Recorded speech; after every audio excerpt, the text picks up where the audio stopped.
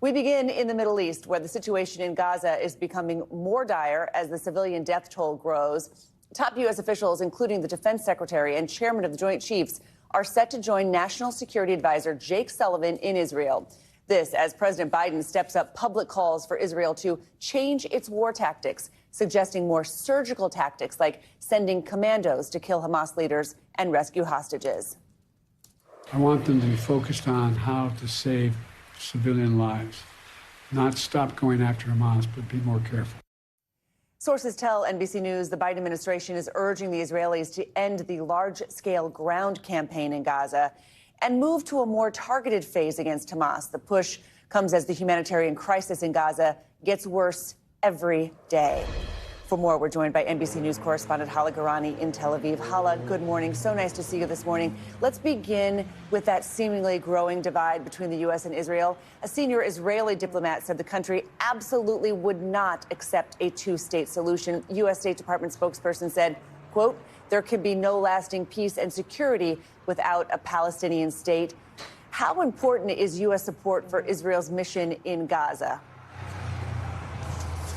Well, it is absolutely crucial. Now, you're mentioning there the words of the Israeli ambassador to the UK, Tzipi Hotolevi, who said there would absolutely be no acceptance of a two-state solution. And this is very much different to what we're hearing from U.S. officials. U.S. support for Israel is crucial. It's not just military. Of course, there was that tank ammunition sale bypassing Congress for $106 million. But there was also, of course, the request by the Biden administration for an additional $14 billion in additional aid. It's not just the military assistance, Christine, it's the diplomatic help.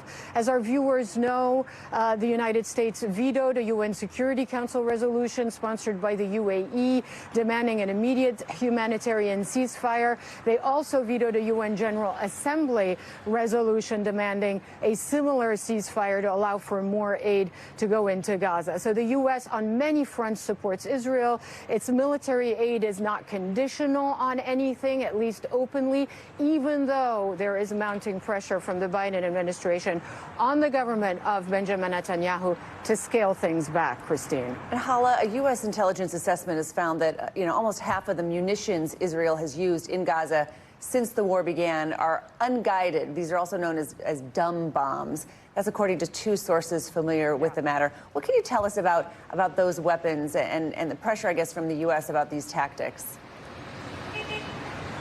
Well, the term describing them really tells the story. They're not as precise.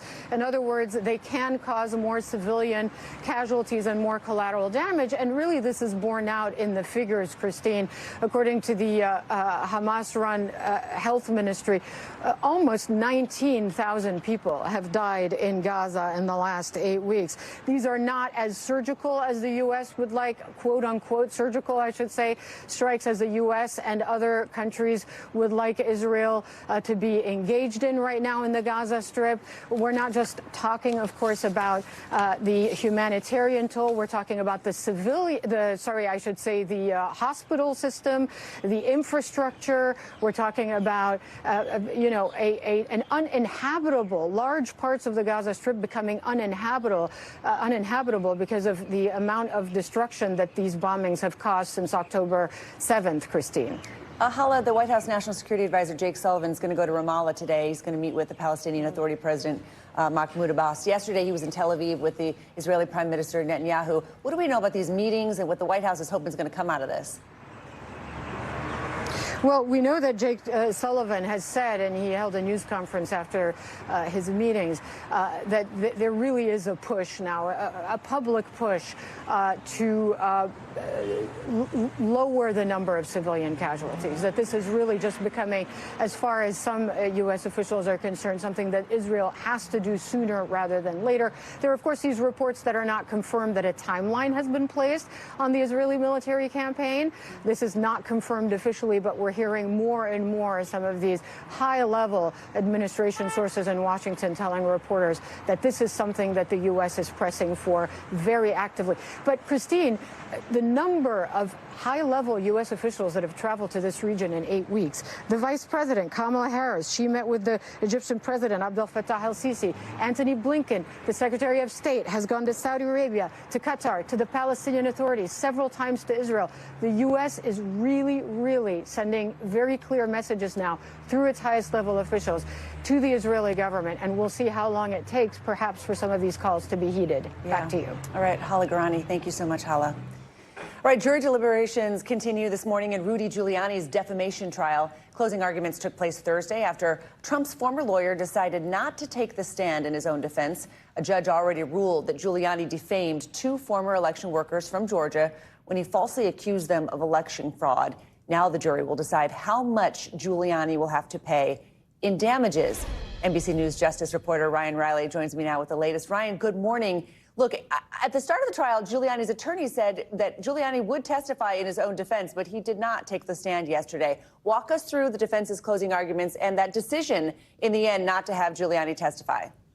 Yeah, so Rudy Giuliani and his lawyer are really on completely different planets, because Rudy Giuliani thinks that the lies that he told about these 2 women back in 2020 are true. He indicated that several times this week. There was this disparity between what Rudy Giuliani was saying to cameras outside of the courthouse and what his lawyer was saying in court. His lawyer in court was saying that these 2 women were good people who didn't deserve what happened to them, and that his client did wrong, although arguing that this should be on the damages here should be on the lower end, as opposed to what the plaintiffs here are seeking, which is more, $24 million each. So it was going to be very strange for him to take the stand and be making these claims that the lies that he told were true and inflicting, more damage, really.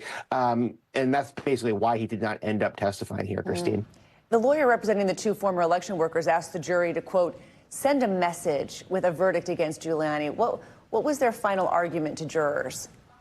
Yeah, I mean, they ran through the extensive damage that this did to these 2 women's lives. They showed photos that showed what one of the women did, the daughter did, Shay Moss, by changing her look basically right after the election because she was so worried about people seeing her on the street and recognizing her. So she went into the hair salon and changed her hairstyle dramatically so that people weren't seeing her on a regular basis. The mother, Ruby Freeman, was wearing a mask, sometimes sunglasses.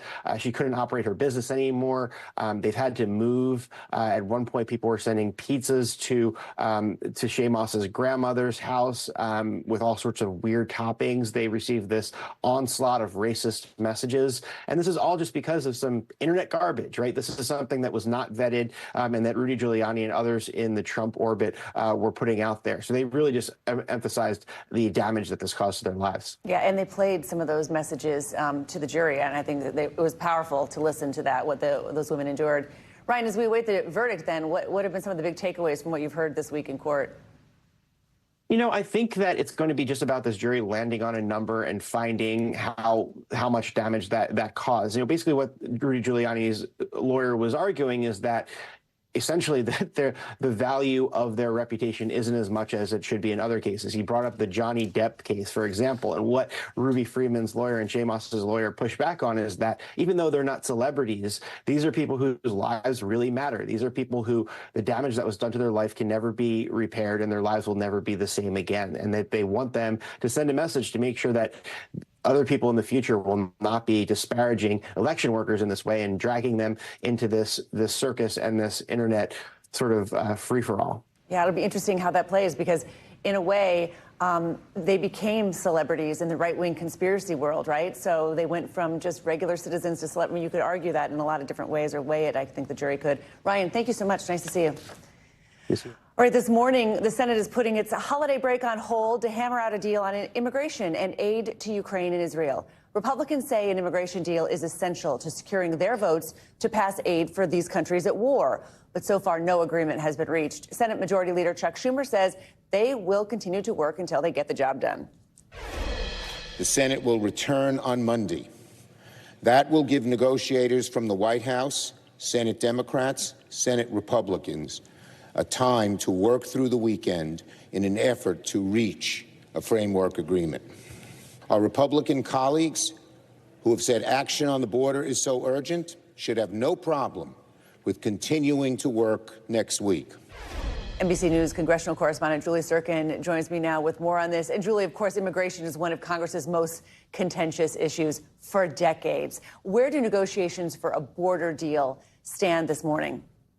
Yeah, Christine, for more than 30 years, Congress has been unable to address this issue. They've been unable to get past political polarization and move the needle forward to address the broken immigration system. I talked to Senator Sinema, independent from Arizona. She was born and raised in a border state. She's in the room on these negotiations, working with Senator Langford on the Republican side, Senator Murphy on the Democrat side, and she seemed pretty optimistic yesterday with Leader Schumer saying that the Senate will come back on Monday. You'd think that means that they're close to voting on a compromise deal, but it might be even more challenging than that. Take a listen to what she told me.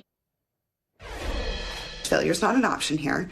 This is a crisis on the border. Arizona is depending on us to fix this crisis. And we know how important this element is to ensuring that we're fighting Putin and protecting and supporting our greatest ally in the Middle East, Israel.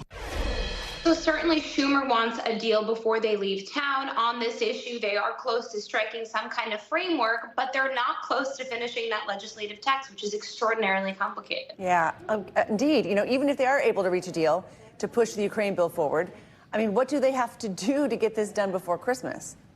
Yeah, because remember, Ukraine aid to Israel hangs in the balance. All of that will, in theory, ride with some kind of immigration agreement to fix the asylum process, to tighten the parole process as well. And certainly there's not a lot of time. For example, Republicans are saying that Democrats are now rushing them before they even have the text finalized to take up this agreement, because, again, Leader Schumer does not want to leave town without sending that aid overseas to Ukraine. The problem also is over in the House. We don't know what Speaker Johnson plans to do, and Sinema had told me she plans to clue him in and talk to him soon, but we do know Republicans over there want far more conservative border changes. Here's what Lindsey Graham said yesterday on this. Watch.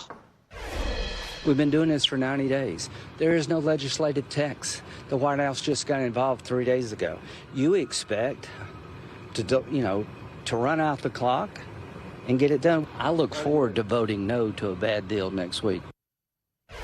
Look, what he's looking forward to voting no on is a supplemental proposal with or without immigration. That's what Leader Schumer said he will force senators to vote on. The question is, will Republicans even come back to the Hill?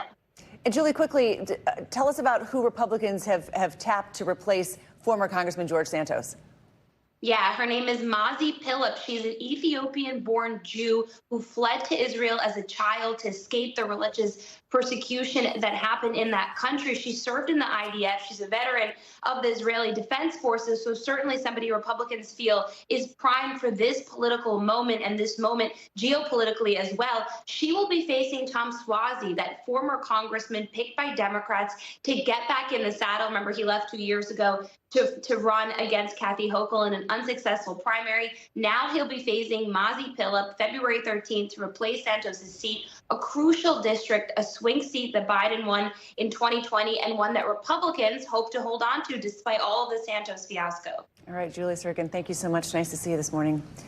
All right, let's get a look at what to expect this weekend on your morning News Now weather. Meteorologist Michelle Grossman joins us now. Good morning, Michelle. Good morning, Christine. Great to see you. And we are looking at a weekend washout once again along the East Coast. And we're looking at really heavy rain throughout portions of the Southeast starting tomorrow into Sunday, looking at the chance of really windy conditions, too, and even the chance of a few tornadoes. So let's start with today, because we're looking at this developing storm system in the Gulf of Mexico. It's going to pull that moisture into the Southeast and then eventually the Mid-Atlantic and eventually the Northeast. So we're looking at really windy conditions and also really heavy rain. Could see up to 6 inches in some spots. This is Saturday as it nears the coast of Florida. We're looking at it overspreading the entire state along the Gulf Coast as well into the Southeast. Torrential rainfall. We could see 1 to 2 inches per hour. And again, we could see over 6 inches of rain on top of saturated soil. That's going to lead to the chance of some flash flooding, not only Saturday, but also Sunday.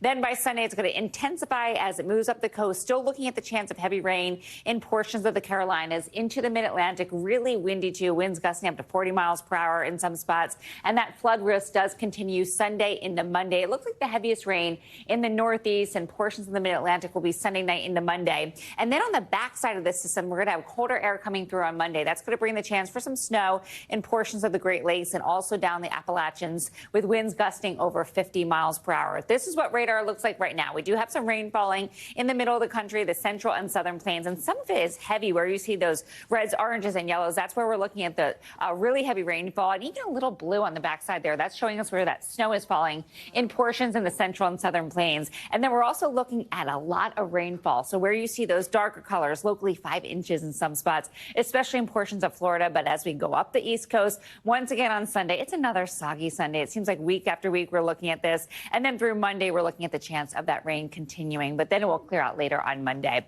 A flash flood risk on Saturday. That's where you see the darker blue colors. So Tallahassee, Daytona Beach, Tampa, Miami, also Key West. We're looking at the chance for some flooding conditions there. That would be urban, road, and also stream conditions. So we're going to watch this really closely. Yeah. But, you know, it seems like weekend after weekend on the East Coast. Well, right? now for the East Coast, at least wrapping presents weekend, I guess. That's what it's got to be. You're not going to be outside. To do. I know, Yes, me too. Kind of a good excuse. I know, right, Michelle? Nice to see you. Thank too. you. Mm-hmm. Right, airlines have spent the past few months preparing for what's expected to be a record holiday travel season. NBC News correspondent Emily Ikeda has more on the efforts being taken to avoid last year's travel nightmare. The Christmas crush at airports is around the corner, with a record 7.5 million people expected to take flight. Travelers hoping to avoid a repeat of last December, when bad weather set off a cascade of problems at Southwest Airlines, canceling nearly 17,000 flights in a 10-day span, stranding passengers and creating mountains of lost luggage. Look at this mess. Everybody over here is pissed. The airline CEO, Bob Jordan, assuring CNBC this year will be different. We've invested in trucks and new pads and staffing and technology. I'm very, very proud of our people. We are ready for winter. And Jordan says those changes are already proving successful. Well, Thanksgiving Day, there was snow, 97% on time, 0 cancels across our entire system. Major airlines and airports have been preparing for months to meet the holiday's unprecedented demand, with measures like new screening machines in Atlanta, while the FAA tries to curb close calls on the runway. In video we sped up to show what happened, the tail of a JetBlue plane strikes the ground in Colorado last year, when the pilot quickly pitched the airplane up to avoid the approaching aircraft, according to an NTSB report out this week. You're driving how long just to avoid flying? 23 hours. Some travelers like Tom Mullaney aren't taking any chances this year. That's how stressful last year's experience was. Yeah, I don't want to go through it again. Travelers cautiously hopeful this holiday season isn't a turbulent one. Emily Ikeda, NBC News. Thanks for watching. Stay updated about breaking news and top stories on the NBC News app or follow us on social media.